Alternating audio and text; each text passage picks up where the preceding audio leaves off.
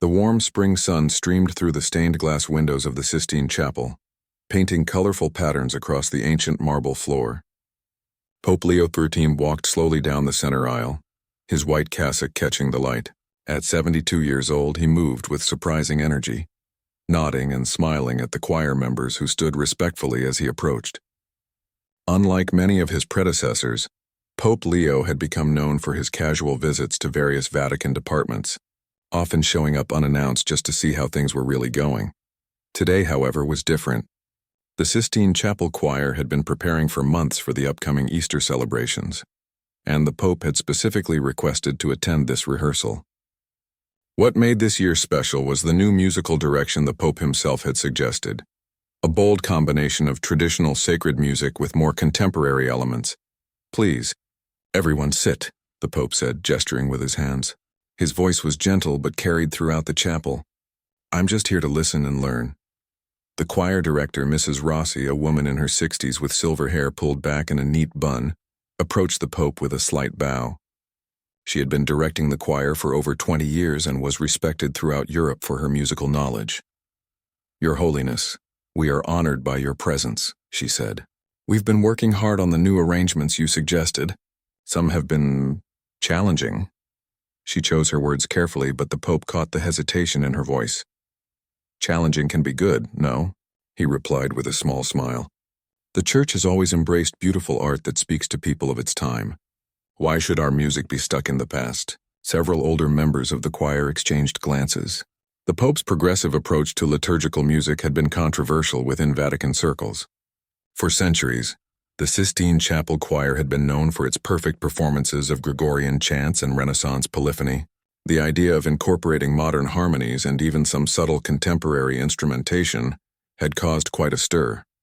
"We are ready to begin whenever you are." "Your Holiness," Mrs. Rossi said. The Pope took a seat in the front row and folded his hands in his lap. "Please pretend I'm not even here." Of course, that was impossible. The presence of the Pope changed everything. The younger choir members looked nervous, while the veterans stood a little straighter, determined to impress. As the choir began their first piece, the Pope closed his eyes, letting the music wash over him. It was a traditional Ave Maria, but arranged with subtle modern harmonies that gave it a fresh, almost ethereal quality. When they finished, he nodded appreciatively. "Beautiful," he said simply. They continued with several more pieces, each one carefully balancing tradition and innovation. The Pope occasionally made small notes on a pad he had brought with him, but mostly he just listened intently. It was during a short break that the commotion began near the entrance of the chapel.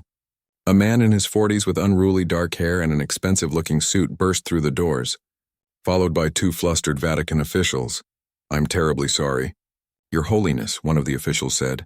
He insisted on coming in immediately. The man strode down the aisle with the confidence of someone used to commanding attention. Under his arm, he carried a leather portfolio bulging with sheet music. "Your Holiness," the man said with a slight bow that somehow managed to seem both respectful and dismissive at the same time. "I am Anton Petrov. I believe you were expecting me." The Pope looked momentarily confused, then his face cleared. "Ah, yes. The pianist from St. Petersburg. You were scheduled to arrive tomorrow." "My schedule changed," Anton replied smoothly. "I took an earlier flight. I thought perhaps we could begin work immediately. Time is precious, is it not?" There was something about the man's tone that caused a ripple of discomfort among those present. Even by the standards of world-class musicians, Anton Petrov's arrogance was exceptional. His reputation as a brilliant but difficult artist had preceded him. The Pope, however, merely nodded. "Of course. We're fortunate that you could join us sooner. We were just rehearsing some of the pieces." Anton glanced around the chapel, his eyes taking in the choir, the magnificent Michelangelo ceiling above, and finally the grand piano that had been specially brought in for the Easter performances. He walked over to it, running his fingers lightly across the keys without pressing them. "This instrument is acceptable," he said, in a tone that suggested he was bestowing a great honor on the piano. Mrs. Rossi stepped forward. "Mr. Petrov, we've arranged the music as requested with spaces for your piano solos. Would you like to try the opening piece?" Anton sat at the piano without answering, adjusted the bench height, and then looked up expectantly. "Let's begin with the Gloria," he said, as if he were the one in charge of the rehearsal. The choir director glanced at the Pope, who nodded encouragingly. Mrs. Rossi raised her hands, and the choir began to sing. After a few measures, Anton joined in, his fingers dancing across the keys with undeniable skill. The Pope leaned forward slightly in his seat. The music was magnificent. Anton played with both technical perfection and emotional depth that transformed the piece into something truly special. When they finished, there was a moment of appreciative silence. "That was quite lovely," the Pope said warmly. Anton inclined his head slightly, accepting the compliment as his due. "It would be better if the sopranos could reach their high notes more cleanly," he said, "and the tenors were slightly behind in measures 20 through 23. Mrs. Rossi's lips tightened slightly, but she nodded. "We'll work on that." They moved on to the next piece, a more experimental arrangement that incorporated elements of modern classical music into a traditional hymn.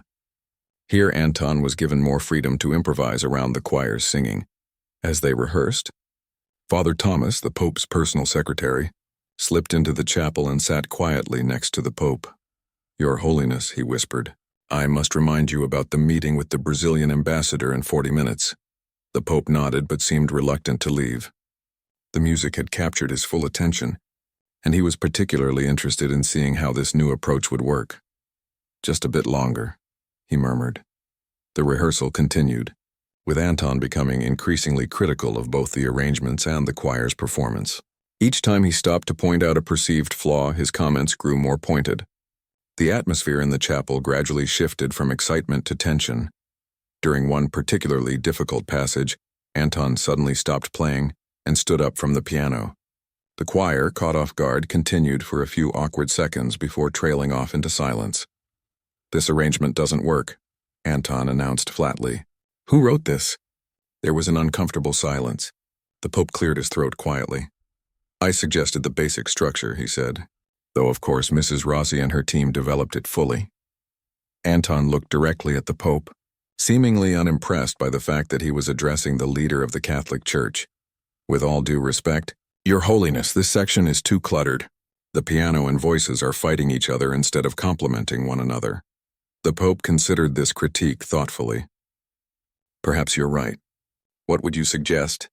Anton returned to the piano and played an alternative version of the passage, simplifying the choral parts to allow the piano to shine more prominently. It was objectively more musically balanced, but it also significantly reduced the choir's role to almost background singers. "You see," Anton said when he finished. "Much better." Mrs. Rossi stepped forward, her professional composure slightly strained. "Mr. Petrov, while your playing is exquisite, we must remember that the Sistine Chapel choir has a certain tradition to uphold. The choir should remain the primary focus with the piano as accompaniment." Anton raised an eyebrow. "If you want merely adequate music, then by all means keep to your traditions. If you want something exceptional for this Easter celebration, then some adjustments must be made." The Pope stood up slowly, and everyone in the chapel immediately fell silent. He walked over to the piano, his manner thoughtful rather than offended. "Mr. Petrov, your skill is undeniable," he said, "and your suggestions have merit. But perhaps there is a middle ground. The Easter celebration is meant to touch the hearts of all who attend. The music should serve that purpose, not showcase any one performer, not even one as talented as yourself." Anton looked as if he might argue, but something in the Pope's gentle yet firm manner made him reconsider. "As you wish, Your Holiness," he said, though his tone suggested he was merely humoring an amateur. The Pope smiled warmly. "Excellent. Now, unfortunately, I must leave for another appointment, but I look forward to hearing how you all progress. I have great faith in this collaboration." As the Pope turned to leave, accompanied by Father Thomas, Anton called out, "Your Holiness, before you go, might I ask what musical training you have had? Just so I better understand your perspective." The question bordered on impertinence, and several gasps could be heard from the choir. The Pope paused and turned back. "In my youth, before entering the seminary, I studied piano for several years," he said simply. "Nothing compared to your training, of course, but music has always been close to my heart." With that, he departed, leaving Anton looking slightly disappointed by the modest answer. The pianist clearly had expected to confirm his suspicion, that the Pope was a musical novice whose opinions could be safely dismissed. After the Pope left, the atmosphere in the chapel changed noticeably. Anton became more demanding, more critical, and more insistent that his vision for the music should prevail. Mrs. Rossi did her best to maintain a balance between respecting his talent and protecting her choir's dignity. "Perhaps we should end the rehearsal for today," she suggested after a particularly tense exchange. "Everyone is tired and we can resume tomorrow when we're fresh." Anton reluctantly agreed. But as the choir members began to gather their things, he remained at the piano, playing softly to himself and making notes on the sheet music. One of the younger choir members, a tenor named Carlo, lingered behind. He approached Anton hesitantly. "Mr. Petrov," he said, "I just wanted to say I'm a big admirer of your work. Your recording of the Rachmaninoff concertos is incredible." Anton looked up, momentarily softened by the compliment. "Thank you. At least someone here appreciates real musicianship." Carlo shifted uncomfortably. "We all do, sir. But you should know the Pope isn't just a casual music lover. Before you arrived, he was giving Mrs. Rossi some very specific suggestions about voice leading and harmonic progressions. He knows more than he let on." Anton's expression changed slightly, a flicker of doubt crossing his face. "Is that so? Well, we shall see in the coming days, won't we?" As Carlo left, Anton remained at the piano, staring thoughtfully at the sheet music before him. The magnificent chapel was now empty except for him, the fading afternoon light casting long shadows across the floor. Little did anyone know that the real test of both Anton's talent and the Pope's character would come the very next day, in a moment that would leave everyone who witnessed it completely speechless. The next morning arrived with a buzz of anticipation in the air. Word had spread throughout the Vatican about the famous pianist Anton Petrov and his somewhat tense first rehearsal with the Sistine Chapel Choir. Several cardinals and Vatican officials had requested permission to attend today's session, curious to see the collaboration between the traditional choir and the renowned but difficult musician. The Sistine Chapel was already filled with people when Anton arrived. Precisely 5 minutes late, just enough to make an entrance without seeming unprofessional. He walked down the central aisle with measured steps, nodding briefly to those he recognized from the music world who had been invited to observe. Mrs. Rossi approached him with a folder of sheet music. "Good morning, Mr. Petrov. We've made some adjustments to the arrangements based on your suggestions yesterday." Anton took the folder without opening it. "I've made my own revisions," he replied, pulling out his own stack of papers from his leather briefcase. "These will work much better." Mrs. Rossi's smile became slightly fixed. "I see. Well, perhaps we can discuss which changes to incorporate." "There's really nothing to discuss," Anton interrupted smoothly. "I stayed up most of the night reworking these pieces. Trust me, this is what will sound best." Before Mrs. Rossi could respond, the side door opened and Pope Leo XIV entered. Everyone stood immediately. The Pope was accompanied by Cardinal Rosario, the Vatican's Secretary of State, and Father Thomas, his personal secretary. "Good morning, everyone," the Pope said warmly. "I hope I'm not interrupting. Please continue with your preparations." Anton gave a short bow. "Your Holiness, I was just explaining that I've created new arrangements that will better showcase both the choir and my playing." The Pope raised his eyebrows slightly. "Oh? I was under the impression that Mrs. Rossi and her team had already made adjustments based on yesterday's rehearsal." "They had," Anton said dismissively, "but they didn't go far enough." "These versions will be much more effective," a murmur went through the onlookers.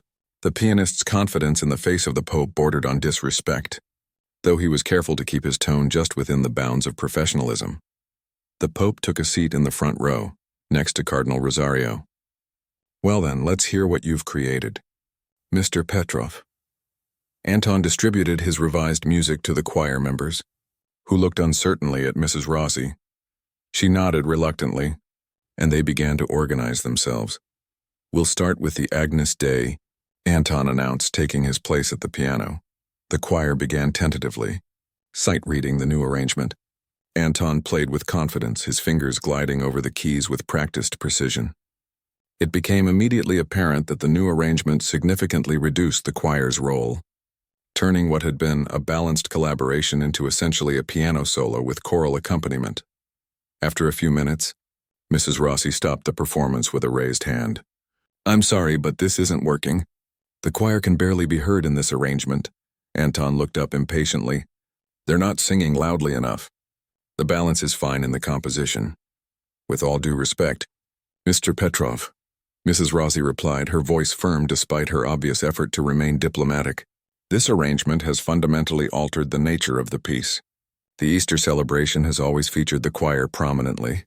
Anton stood up from the piano bench, his face flushing slightly. "Perhaps that tradition is precisely what needs to change. The music world has moved forward, while the church's music remains stuck in the past." A tense silence fell over the chapel. Several cardinals looked uncomfortable, while others seemed offended. The choir members shifted nervously. The Pope leaned forward slightly in his seat. "Mr. Petrov, perhaps we could try a compromise. What if we perform one piece in your new arrangement, and another in the original version? That way the audience can experience both approaches." Anton turned to the Pope with an expression of barely concealed impatience. "Your Holiness, with the greatest respect, music isn't something to be decided by committee or compromise. Either it's done right or it's not worth doing at all." The bluntness of this statement caused several gasps among the Vatican officials present.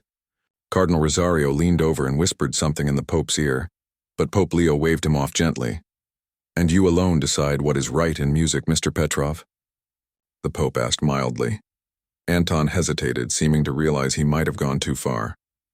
"Not alone, no. But those with proper training and experience should have the final say in artistic matters." The Pope nodded thoughtfully. "I agree that expertise should be respected. Mrs. Rossi has directed this choir for over 20 years. Her expertise in sacred choral music is recognized throughout Europe." "Choral music, yes," Anton conceded. "But this project involves piano as well, and in that area I believe my judgment should prevail." The tension in the room was palpable now. Everyone watched the exchange as if witnessing a chess match between two grandmasters. "Let me see your revisions," the Pope said, holding out his hand.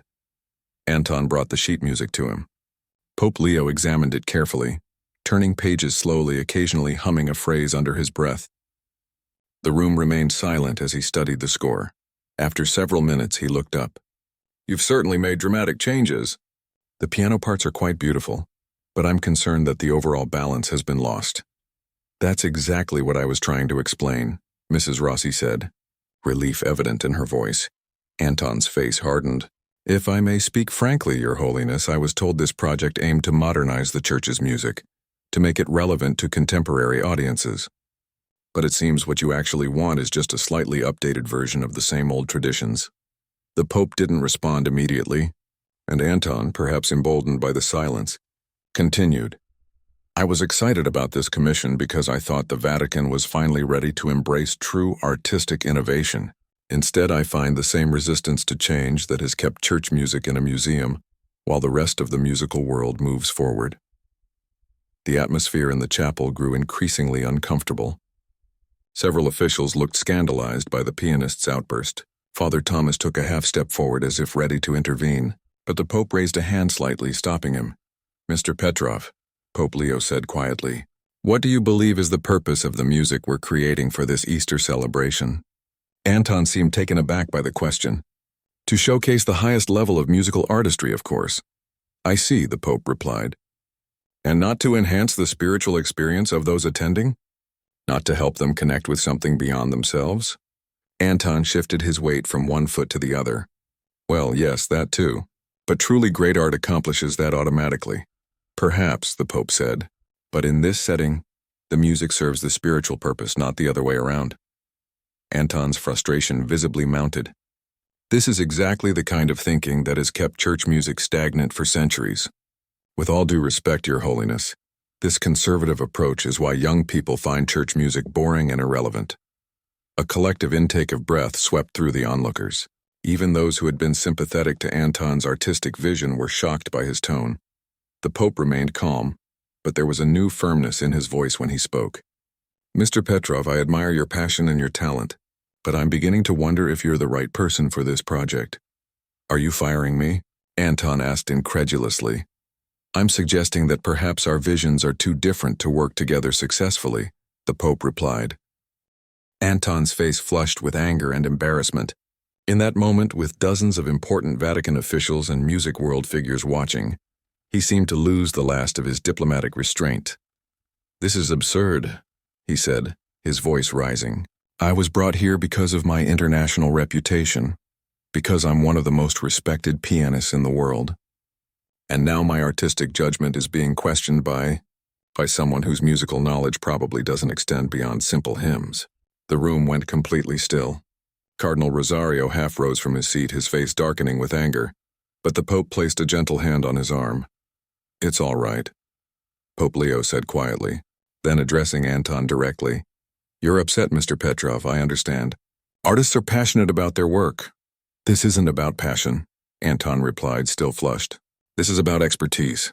With all due respect, Your Holiness, your position as Pope doesn't automatically grant you musical authority. It's embarrassing to have my professional judgment questioned by an amateur who doesn't understand the fundamentals of modern composition." Several choir members looked down at their feet, too uncomfortable to watch. Mrs. Rossi stood frozen, horrified by the turn events had taken. The journalists and critics present were scribbling frantically in their notebooks, knowing they were witnessing something extraordinary. The Pope's expression remained calm, but those who knew him well could see the slight tightening around his eyes that indicated he was deeply affected by the pianist's words. The public humiliation, not just of himself but of his musical vision for the Easter celebration, was complete. A heavy silence hung in the air. Everyone waited to see how Pope Leo would respond to this unprecedented disrespect. Would he order the pianist removed? Would he reprimand him publicly? Or would he simply leave, ending the collaboration with his absence? What happened next would be discussed in music circles and Vatican corridors for years to come.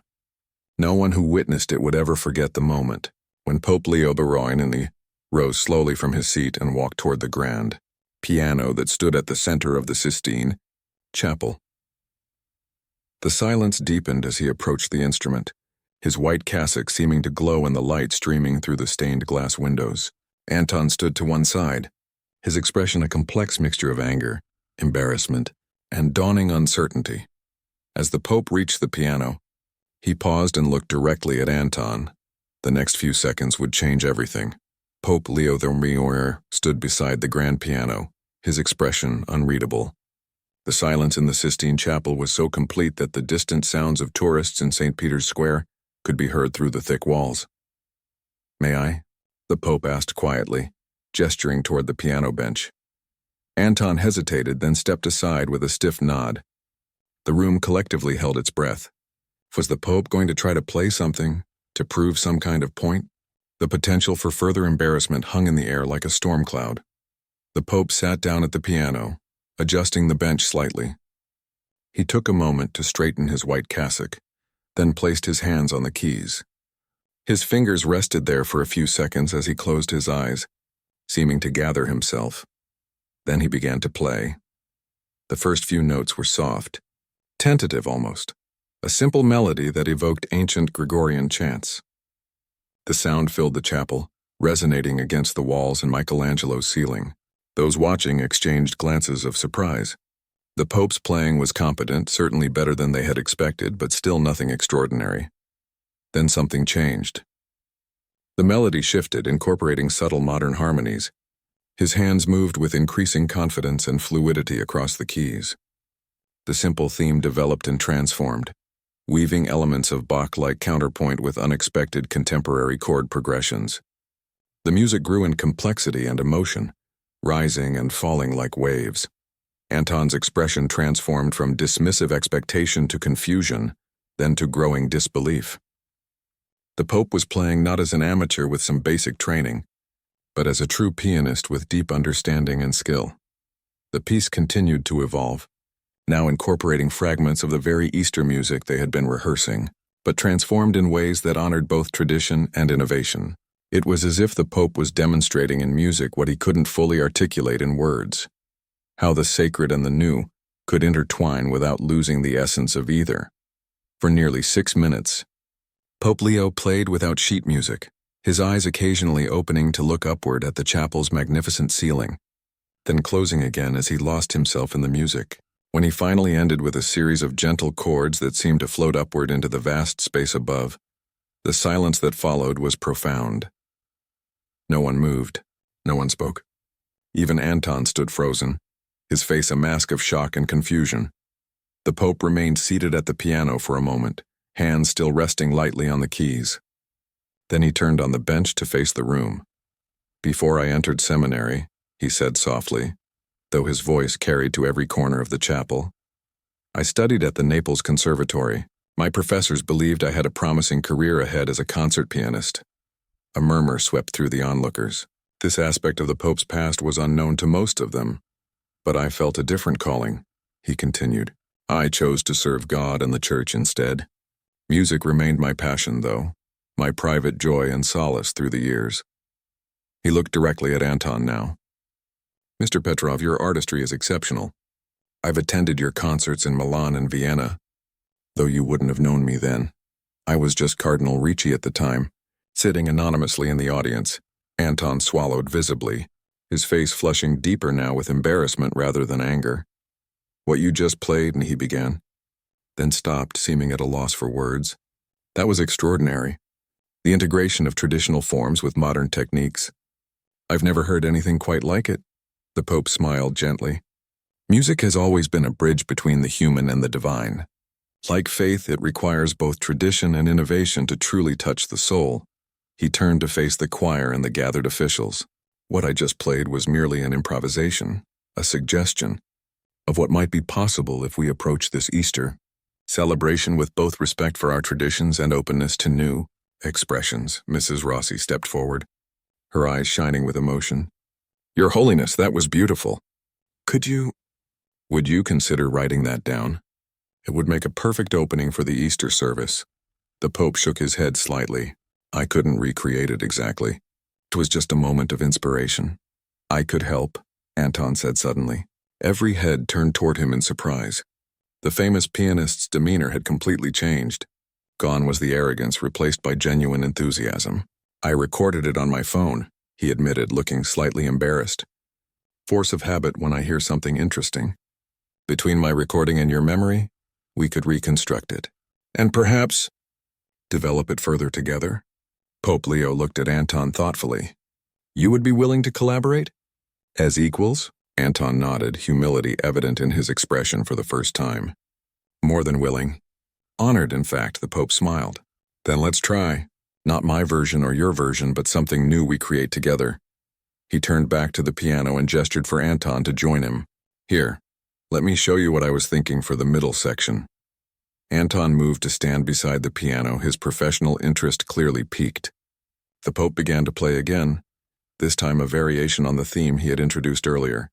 "You see, here is where the choir could enter," the Pope explained, playing a sustained chord. "The sopranos beginning, then the altos like layers of sound building toward heaven." Anton nodded eagerly. "Yes, and then perhaps the piano could echo their theme, but inverted like this." He reached over to demonstrate on the higher octaves, careful not to interrupt the Pope's playing. The two musicians became absorbed in their collaboration, seemingly forgetting they had an audience. Their excitement was palpable as they exchanged ideas, sometimes disagreeing, but always with respect. The choir members watched in amazement. Cardinal Rosario leaned over to Father Thomas with a smile. "I haven't seen His Holiness this animated in months," he whispered. Mrs. Rossi approached the piano cautiously. "If I may offer a suggestion for the choral arrangement?" "Of course," the Pope said warmly, making room for her at the piano. Soon, the three of them were deep in discussion about the music, with Anton now treating both the Pope and Mrs. Rossi as valued collaborators, rather than obstacles to his vision. Gradually, the choir was invited to try parts of the emerging composition. What began as an improvisation was taking shape as something truly unique, a piece that honored the Church's musical heritage while embracing contemporary elements that made it feel alive and relevant. The atmosphere in the chapel had transformed completely. What had been a tense standoff had become a joyful, creative workshop. Even the Vatican officials who had been most skeptical about the musical innovations were now leaning forward in their seats, caught up in the contagious enthusiasm.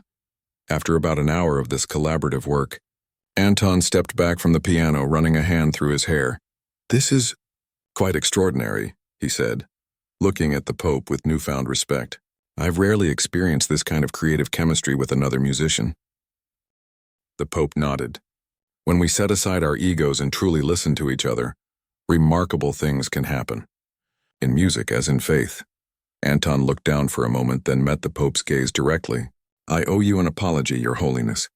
My behavior was inexcusable. I was so convinced of my own vision that I couldn't see the value in yours. Apology accepted, the Pope said simply. We all have moments of pride and stubbornness. What matters is what we learn from them. He turned to address everyone in the chapel. Let's take a break for lunch and then continue our work this afternoon. I think we're creating something special here, something that will truly speak to people's hearts this Easter. As the gathering broke up, with people talking excitedly in small groups, Cardinal Rosario approached the Pope. A remarkable turn of events, Your Holiness, he said quietly.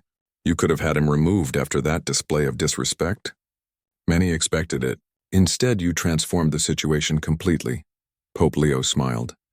Christ taught us to respond to arrogance with humility, to conflict with peace. I simply tried to follow his example, and revealed your hidden talents in the process, the Cardinal added with a smile. The Pope shrugged. God gives each of us gifts. The question is how we use them. Across the chapel, Anton was deep in conversation with Mrs. Rossi and several choir members, gesturing enthusiastically as he described some musical idea. The transformation in him was remarkable, from isolated, demanding star to engaged collaborator. Later that afternoon, the rehearsal resumed with a completely different energy. The Pope stayed for another hour, occasionally offering suggestions but mostly listening as Anton, Mrs. Rossi, and the choir worked together to develop their shared vision. When he finally had to leave for other papal duties, Anton approached him. Thank you, the pianist said simply, not just for the music but for the lesson. The Pope clasped his hand warmly. Thank you for your willingness to learn it. Not everyone would have had the courage to change course so completely. As Pope Leo XIV walked out of the Sistine Chapel, accompanied by Father Thomas, he could hear the beautiful sounds of piano and voices blending in perfect harmony behind him. What had begun as a humiliating confrontation had transformed into something beautiful and meaningful. 3 weeks later, the Easter celebration at St. Peter's Basilica featured music unlike anything heard there before. The collaboration between Anton Petrov, the Sistine Chapel Choir, and Pope Leo XIV, who had continued to contribute ideas throughout the rehearsal process, produced a musical experience that moved many in the audience to tears.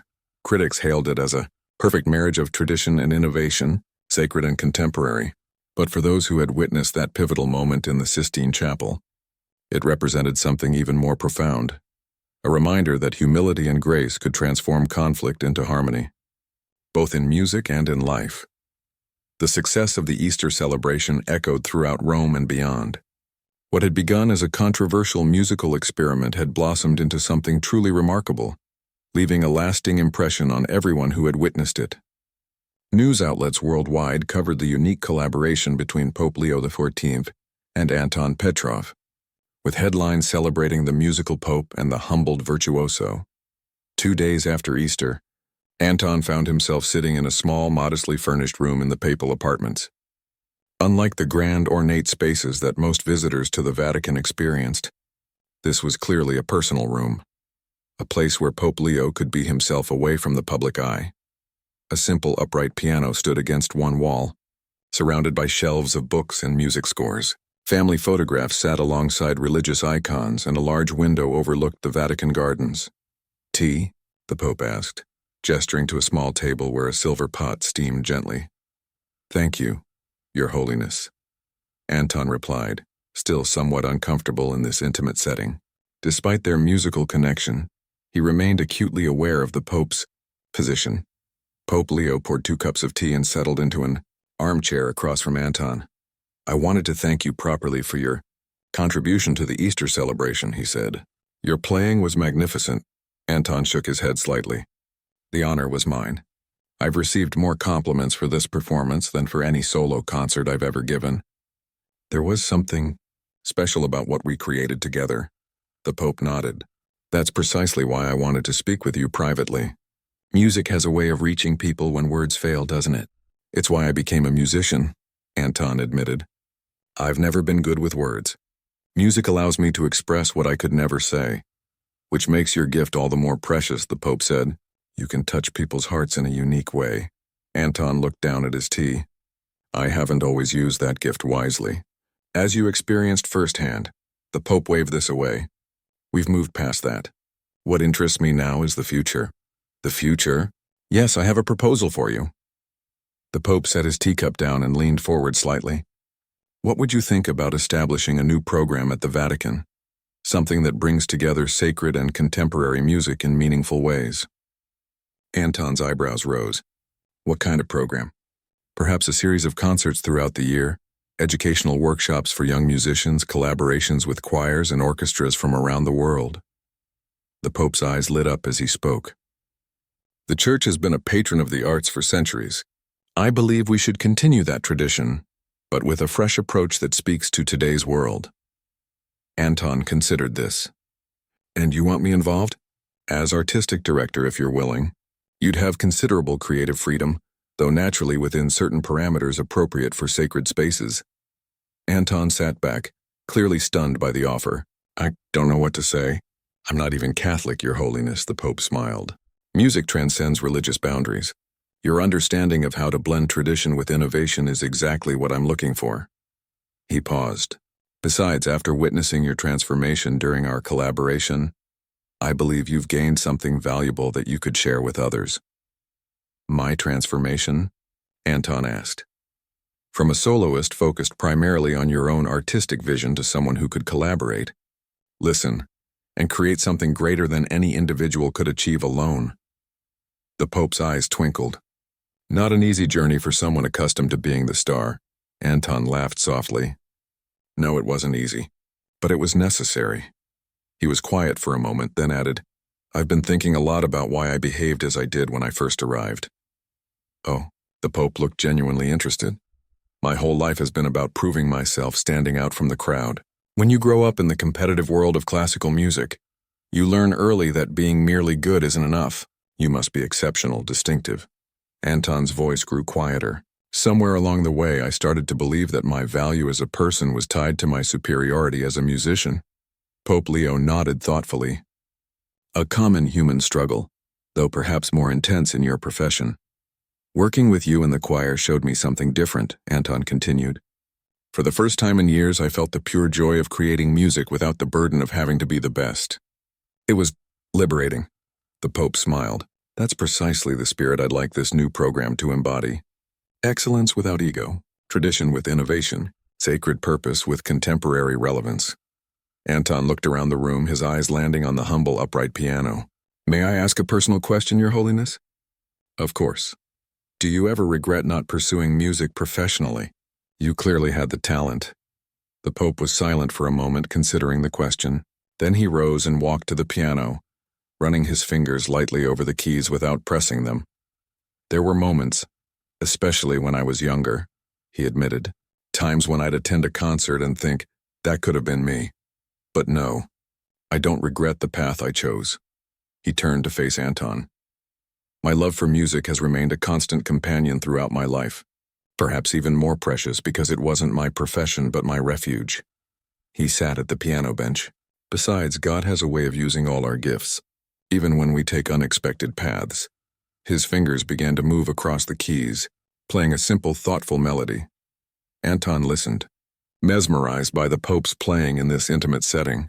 Without the pressure of the public confrontation, the music flowed even more naturally. That's beautiful, Anton said when the Pope finished. Your own composition? The Pope nodded. Just something I work on from time to time. Music has been my private journal throughout my life, a way to process my thoughts and feelings.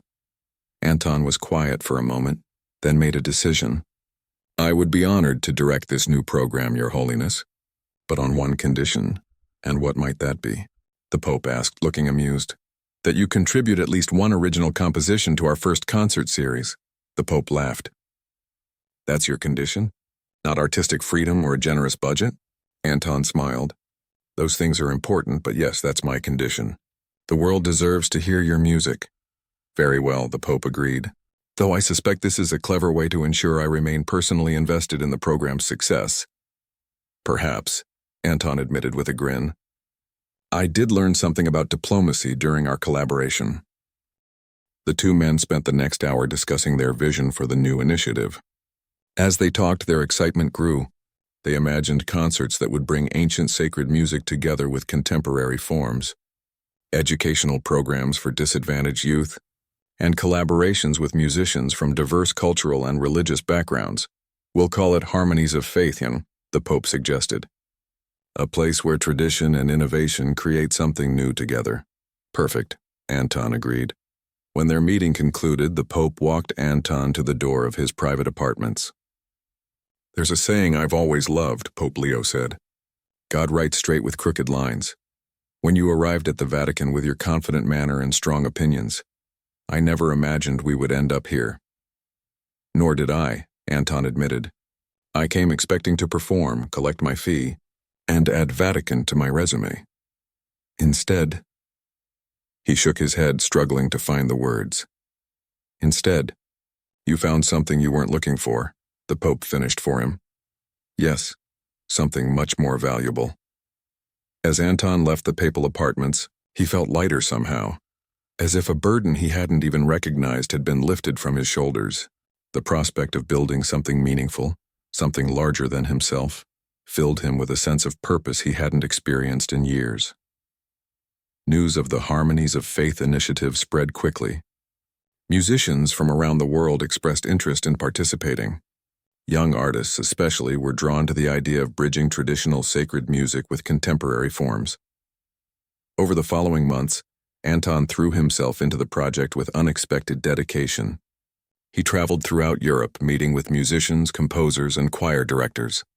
The arrogant soloist who had once valued only his own artistic vision now listened eagerly to diverse perspectives, incorporating ideas from unexpected sources. The transformation wasn't lost on those who knew him. Anton's longtime manager, who had witnessed years of difficult behavior and strained professional relationships, remarked to a colleague, I don't know what happened at the Vatican, but he's a different person now. What had happened was simple yet profound. A moment of humiliation had led to an unexpected connection. Pride had given way to humility, isolation to collaboration. The pianist who had built his career on standing apart now found fulfillment in bringing people together. 6 months after Easter, the first Harmonies of Faith concert series was announced. The inaugural performance would take place in the Sistine Chapel, featuring Anton Petrov, the Sistine Chapel Choir, and special guest musicians from around the world. And listed among the composers whose works would be performed was a name that caused considerable interest and speculation. Leo Ricci, the Pope's birth name. As the date of the first concert approached, Anton found himself back in the Sistine Chapel for rehearsals. Standing beneath Michelangelo's magnificent ceiling, he remembered his first day there, how differently he had carried himself, how differently he had seen the world. Everything all right, Mr. Petrov? Mrs. Rossi asked, noticing his thoughtful expression. Anton smiled. Just thinking about journeys, Mrs. Rossi, and how the most important ones aren't the ones we plan. The night of the inaugural Harmonies of Faith concert arrived with a buzz of anticipation in the air. The Sistine Chapel had been carefully prepared to serve as both a sacred space and a concert venue, with subtle lighting that highlighted Michelangelo's magnificent ceiling while creating an intimate atmosphere for the audience below. People from around the world had traveled to Vatican City for this event. Musicians, religious leaders, diplomats, and music lovers of all faiths. Their conversations created a gentle hum that filled the chapel as they took their seats, eyes moving constantly between the stunning artwork above and the performance area that had been arranged at the front. In a small room adjacent to the chapel, Anton Petrov adjusted his bow tie in a mirror, taking deep breaths to calm his unexpected nervousness. He had performed in the world's most prestigious venues, Carnegie Hall, the Sydney Opera House, the Berlin Philharmonie. Yet tonight's concert affected him differently. Nervous? Came a gentle voice from behind him. Anton turned to see Pope Leo XIII, dressed not in his formal papal attire, but in a simple black cassock with a small cross at his throat. Oddly, yes, Anton admitted with a smile, though I can't explain why. I've played for larger audiences, higher stakes. The Pope nodded understandingly. Perhaps because tonight isn't about you proving something. It's about sharing something. Anton considered this. You might be right. It's a different kind of vulnerability. The truest kind of music making, I think, the Pope said. He glanced at his watch. Nearly time. Are you ready? Anton nodded, straightening his shoulders. I am, and you? Your composition is being performed publicly for the first time. That must be daunting. A flash of nervousness crossed the Pope's face. Terrifying, actually. I've never shared my music with more than a handful of people before. But you've convinced me it's worth doing. It is, Anton assured him. Your piece is beautiful, meaningful. It deserves to be heard. They walked together toward the chapel entrance, an unlikely pair united by their shared love of music. As they approached the doorway, they could see the Sistine Chapel choir already in position, with Mrs. Rossi making final adjustments to their arrangement. I should take my seat, the Pope said. Good luck, my friend. Thank you, Your Holiness. As Pope Leo entered the chapel and moved toward his designated seat in the front row, a hush fell over the audience. Though this was being presented as a concert rather than a religious service, his presence naturally added a special significance to the event. Anton took a moment to collect himself, then walked to the grand piano that had been positioned at the center of the performance area. The audience applauded warmly as he bowed, his eyes finding the Pope's in a moment of shared understanding before he took his seat at the piano. Good evening, Anton said, his voice carrying clearly through the chapel. Thank you all for coming to this first concert of the Harmonies of Faith initiative. What you will hear tonight is the result of a journey that began right here in this chapel, several months ago. He paused, his eyes scanning the audience. I arrived at the Vatican as one kind of musician and left as another. Tonight's program reflects that transformation, a conversation between traditional sacred music and contemporary expression, between the individual voice and the communal one. With a nod to Mrs. Rossi, the concert began. The first piece was a traditional Gregorian chant performed by the choir, its ancient melodies filling the chapel with otherworldly beauty. This flowed seamlessly into a more modern arrangement of the same theme, with Anton's piano adding rich harmonies that respected the original while bringing it into the present. As the evening progressed, the audience was taken on a musical journey spanning centuries and styles. There were moments of majestic power that seemed to shake the very walls, and passages of such delicate intimacy that listeners leaned forward in their seats, afraid to miss a single note. Throughout it all, Anton played with a sensitivity and collaborative spirit that would have astonished anyone who had known him before his Vatican experience. Rather than dominating the performance, he wove his playing into the fabric of the whole, sometimes leading, sometimes supporting, always listening. The program had been carefully crafted to build toward the premiere of Pope Leo's composition, which would close the first half of the concert. As that moment approached, Anton noticed the Pope shifting slightly in his seat, his hands clasped tightly in his lap. Our next piece, Anton announced, is being performed publicly for the first time. It was composed by a musician whose path led him away from a performance career, but whose love for music never diminished. He deliberately avoided identifying the Pope directly, respecting his wish for the piece to be judged on its own merits. The composition is titled Lumen Fide, The Light of Faith. Anton began to play the gentle opening notes. The piece started simply, almost tentatively, like a question being asked. The choir entered softly, their voices adding layers of warmth and depth to the piano's foundation. As the composition unfolded, it grew in complexity and emotion, weaving together elements of traditional sacred music with strikingly modern harmonies. The audience sat transfixed. Even those with trained musical ears found it difficult to categorize what they were hearing. It wasn't quite classical, nor was it contemporary in any familiar sense. It existed in its own space, speaking a musical language that somehow felt both ancient and new. Halfway through, there was a passage where the piano fell silent and the choir sang a cappella, their voices building in a breathtaking crescendo before resolving into a hushed pianissimo. When the piano re-entered, it was with a theme of such aching beauty that several audience members could be seen wiping away tears. As the piece approached its conclusion, Anton glanced briefly at the Pope. His head was bowed, eyes closed, hands still tightly clasped, not watching the performance but seemingly living within it. hearing his private musical thoughts given voice by others for the first time. The final notes of Lumen Fide hung in the air for what seemed like an eternity. No one moved, no one spoke. It was as if the audience collectively needed a moment to return to reality after being transported elsewhere. Then, like a dam breaking, the applause began. People rose to their feet, their enthusiastic appreciation echoing off the chapel walls. Critics who had come prepared to offer measured, professional assessments found themselves caught up in the emotional response, clapping as fervently as everyone else. Anton stood and bowed, then gestured to Mrs. Rossi and the choir, who also stood to receive the audience's appreciation. The applause continued, growing rather than diminishing, and Anton realized what the audience was waiting for. He turned toward Pope Leo, raising an eyebrow in silent question. The Pope gave a small shake of his head, but the ovation showed no signs of ending. Finally, with a reluctant smile, he rose and acknowledged the audience with a modest nod. The response was thunderous. Here was something extraordinary. A pope who had not only supported this innovative musical initiative, but had contributed to it as a composer of genuine talent. The audience's reaction was not mere politeness toward his position, but genuine appreciation for his gift. During the intermission, Anton found himself surrounded by well-wishers and music critics eager to discuss the performance. But his attention was drawn to a quiet corner where an elderly music professor from the Naples Conservatory was speaking with Pope Leo. "It was you, wasn't it?" the professor was saying, his voice thick with emotion.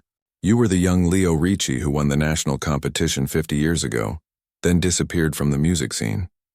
I always wondered what became of that promising talent." The Pope smiled gently. "Life took me in a different direction. But you never stopped composing?" "Never stopped, no. Though I kept it private. A conversation between myself and God, you might say." The professor shook his head in wonder. "What we heard tonight, it deserves to be shared with the world." As the second half of the concert began, there was a new energy in the room. Word had spread about the Pope's musical past, adding another layer of significance to the evening. The remaining performances, featuring guest musicians from around the world, were received with enthusiasm and deep appreciation. When the final notes faded and the concert concluded, the standing ovation lasted nearly 5 minutes. Anton, the choir, and all the musicians stood together, a visual representation of the harmony they had created through their music. Later that night, after the guests had departed and the chapel was quiet once more, Anton found himself alone with Pope Leo beneath Michelangelo's creation. They stood in comfortable silence, looking up at the magnificent artwork. "I've been thinking," Anton said finally, "about that moment months ago when I humiliated myself by underestimating you so completely." The Pope chuckled. "A difficult moment for both of us." "I've always believed that music reveals truth," Anton continued. "But I never considered that it might reveal truth about myself, my pride, my limitations." He turned to face the Pope. "Thank you for responding to my arrogance with grace rather than judgment. That's what faith teaches us, isn't it?" The Pope replied. "To see beyond the surface, to recognize the potential for transformation in every soul, including our own." Anton nodded, looking around the empty chapel. "When I first walked in here, I saw only a performance venue, a place to display my talent. Now I see something much more." "And what do you see?" the Pope asked. "A place of harmony, where different voices come together to create something greater than any could achieve alone." "Like tonight's concert," the Pope smiled, pleased by the analogy. "That's a beautiful way to describe it." As they walked together toward the exit, their footsteps echoing in the vast space, Anton felt a sense of completion. The journey that had begun with his public humiliation had led to this moment of genuine connection and shared purpose. "So," he said, "shall we start planning the next concert series?" Pope Leo laughed. "Already? We've barely finished the first one." "I have some ideas for reaching even more diverse audiences," Anton said enthusiastically. "Maybe performances in unexpected locations, collaborations with musicians from traditions we haven't yet included." The Pope nodded, caught up in Anton's enthusiasm. "The possibilities are endless, aren't they?" "They are when we work together." As they stepped outside into the cool night air, the lights of Rome sparkled below them like earthbound stars. What had begun as a humbling moment for both men, a pope whose musical vision had been dismissed, a pianist whose arrogance had been his downfall, had transformed into something neither could have imagined. Not just beautiful music, but a reminder of how human connections, forged through vulnerability and grace, could create harmonies that resonated far beyond any concert hall.